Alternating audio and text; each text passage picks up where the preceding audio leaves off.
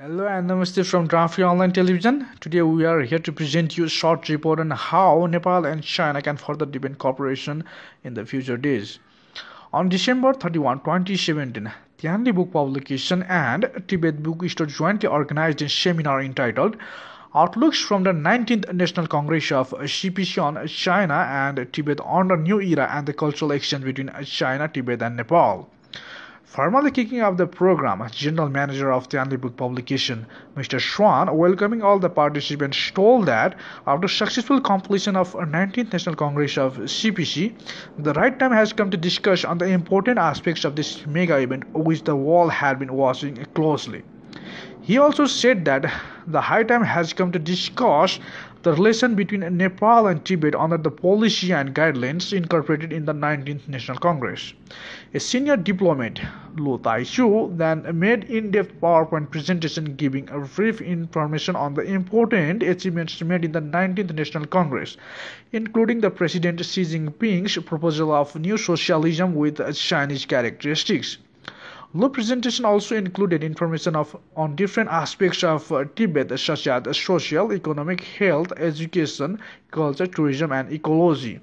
His presentation was followed by a short video on Tibet, made by Tibet Autonomous Region Government. All the participants present in the program were amazed for the moment by the natural beauty of the Tibet shown in the video.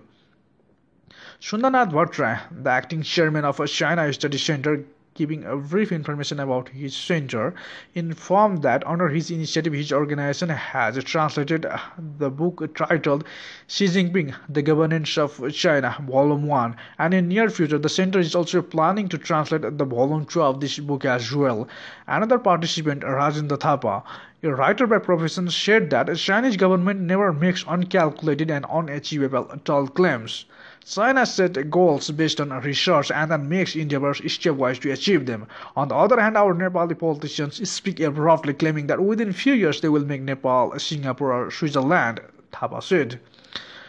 Dr. Thakur Mohan Shrestha, a retired AIG of Armed Police Force of Nepal, told that he is very happy to share his ideas with a friend from the northern neighbor in Kathmandu, a city which was a few hundred years back created by Manjushri, who herself had come from China.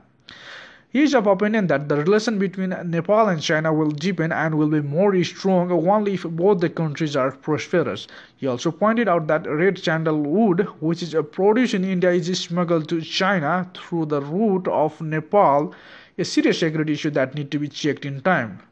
Prem Sagar Paudel, president of Nepal-China Mutual Cooperation Society, thanked the organizers as this program was very fruitful to know about China's policy and development. Paudel then expressed his grievances, saying that Nepal-China relation has been limited in papers and a formality only. Giving various historical evidences, Paudel claimed that Nepal-China relation dates back to some 5,000 years ago.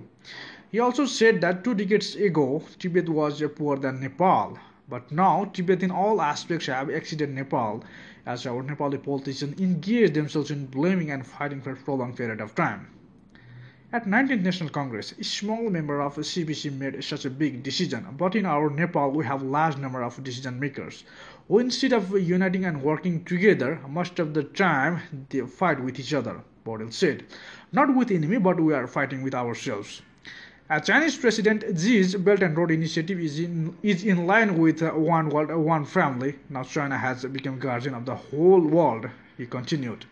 In his speech, Paudel told that he salutes President Xi for opening eyes of small and poor countries like Nepal and acting responsibly towards them.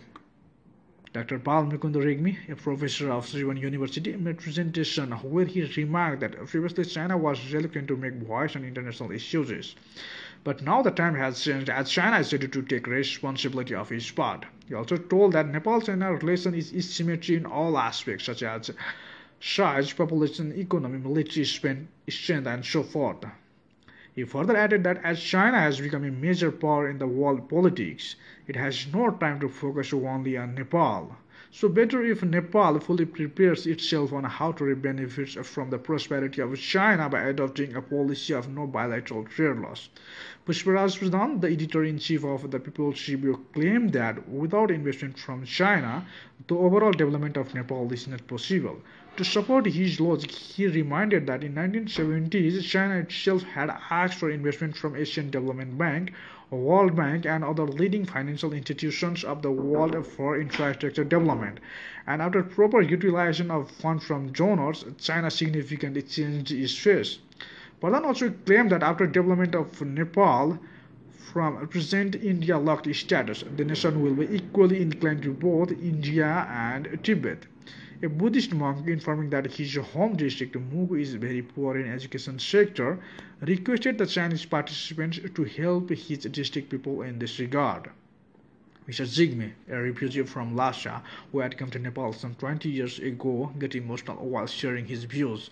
With moist he shared that he is really very happy to know about the development of Lhasa at this program. And in near future, if everything goes well, he will return back to his hometown Lhasa. Dambar Shahu, the CEO of 3 Nepali TV channels, informed that recently an agreement was signed between one TV channel of Shantu of China and his TV channel Bhakti Darshan. He also suggested to launch online media which could exclusively cover news of Nepal and China. Shaw also told that he is planning to organize a conference titled South Asia Media Conference 2018 in the March of this year.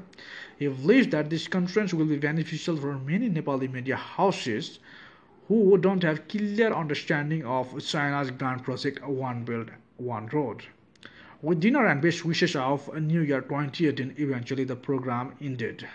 Thank you.